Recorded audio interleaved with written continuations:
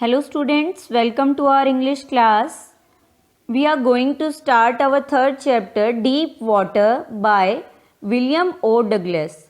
First of all, I want to tell you about the author. William O. Douglas was born in Marine, Minnesota. After graduating, he taught for 2 years in a high school in Yakima, but he got tired of this job and pursued a legal career. He met Franklin D. Roosevelt and became his advisor. He was a leading advocate of individual rights and retired in 1975 and serving the longest period as justice. Now I am going to give you a brief introduction about the chapter. William O. Douglas himself narrates his own experience of drowning in water. In this essay, he talks about the fear of water and thereafter he finally overcame it. The author reveals how he had feared water when he was 3 or 4 years old. At that time, his father had taken him to beach in California. He was terrified at the sheer force of the waves that swept over the beach and knocked Douglas down. But he decided to overcome his fear. Now let's start our chapter with detailed explanation.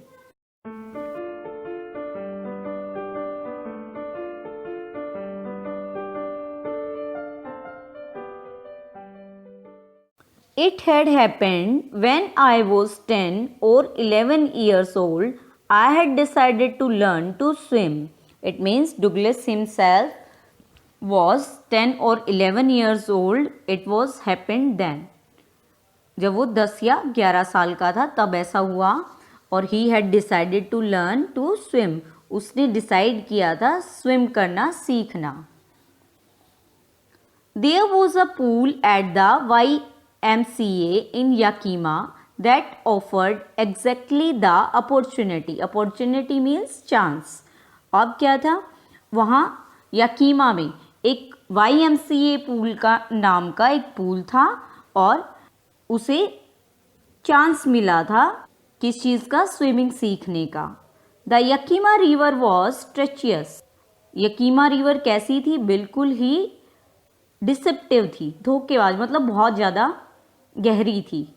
Mother continually warned against it and kept fresh in my mind the details of each drowning in the river. और mother continually मुझे क्या करती थी? इसके against Warne करती थी और मेरे माइंड में बार बार ये डिटेल डालती थी उन लोगों की जो डूबने वाले लोग थे रिवर में. उन लोगों की डिटेल मेरे माइंड में बार बार डालती थी. But the YMCA pool was safe.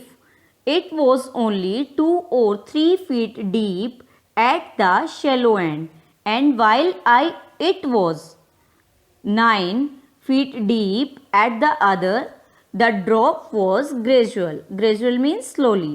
Shallow means not deep. लेकिन क्या था? YMCA पूल कैसा था? सेफ था. और कितना गहरा था? 2 और 3 फीट डीप था. कहाँ से? शैलो एंड से. एक तरफ से वो ज़्यादा गहरा नहीं था और जबकि दूसरी तरफ से क्या था? दूसरी साइड से वो 9 फीट डीप था. और जो ड्रॉप था, वाटर का फ्लो था या ड्रॉप था, वो ग्रेजुअल था, स्लोली था, धीरे धीरे था. I got a pair of water wings and went to the pool. यानी William Douglas got a pair of water wings. Water wings के पेयर्स मैंने लिए और मैं कहाँ चला गया? पूल पे चला गया. I hated to walk naked into it and show my skinny legs. Skinny means lean, दुबली पतली. Naked means uncovered, without clothes. और मुझे क्या था? अच्छा नहीं लगता था विदाउट क्लोथ्स. मैं क्या करता? मुझे नफरत थी उस चीज़ से कि मैं विदाउट क्लोथ होके अपनी जो स्किनी लेग्स हैं उनको शो करूं. But I subdued my pride and did it. लेकिन सबड्यूड मीन्स ओवरकेम, छोड़ देना. लेकिन फिर भी मैंने अपना ये जो घमंड था या मैं सोचता था इस तरह करूँगा, मुझे अच्छा नहीं लगता था नेकेड होना, तो फिर वो मैंने किया, ऐसा मैंने किया और मैं चला गया पूल के अंदर. From the beginning however I had an aversion to the water when I was in it. Aversion means hate. Starting से ही, बिगनिंग से ही, हालांकि मुझे क्या थी, पानी से मैं हेट करता था. जब मैं उसके अंदर जाता तो मुझे पानी पसंद नहीं था उसके अंदर जाना. This started when I was 3 or 4 years old and father took me to the beach in California.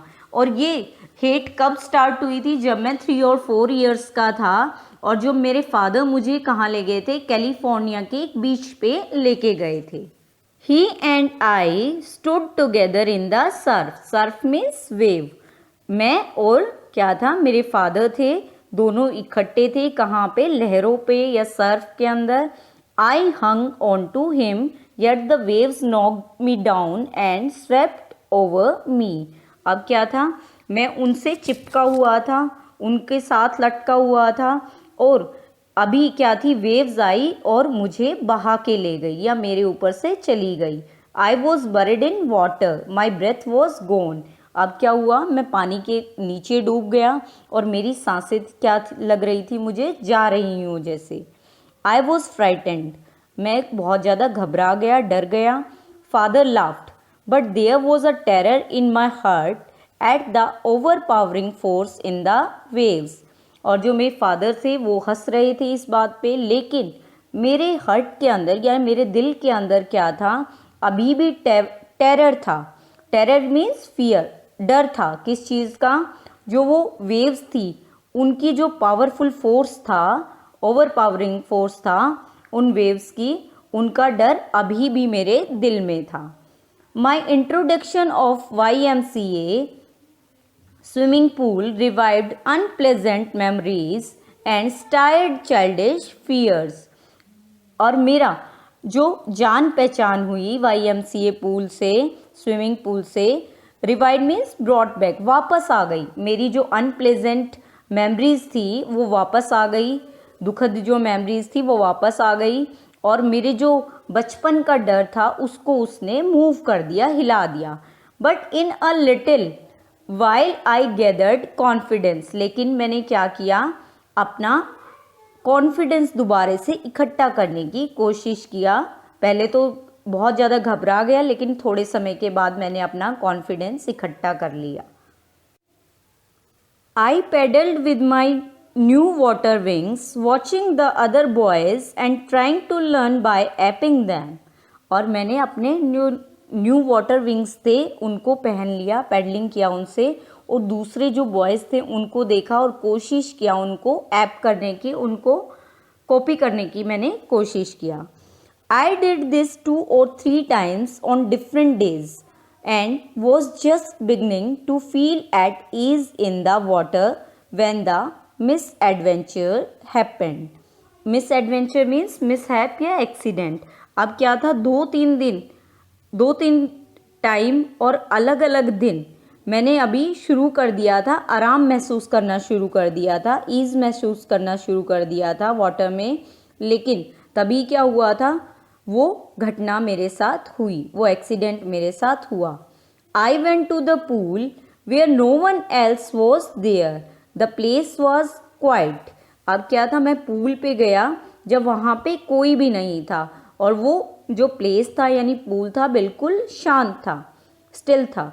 The water was still and the tiled bottom was as white and clean as a bathtub. और जो water था बिल्कुल, जो pool का water था बिल्कुल still था, ठहरा हुआ था, और जो फ्लोर की जो बाथ टब था इतना क्लीन था, वाइट था, उसकी जो टाइल्ड बॉटम था वो भी नज़र आ रहा था. I was timid about going in alone. Timid means fearful. So I sat onto the side of the pool to wait for others. Timid, I have told you earlier, fearful. अब मैं इतना ज़्यादा घबरा रहा था अकेला, alone means अकेला, इसीलिए मैं पूल का जो एक कॉर्नर था, साइड थी, वहाँ दूसरों के इंतज़ार के लिए बैठ गया. So that's the end of first part. Hope you listen it well and understand also. Thank you.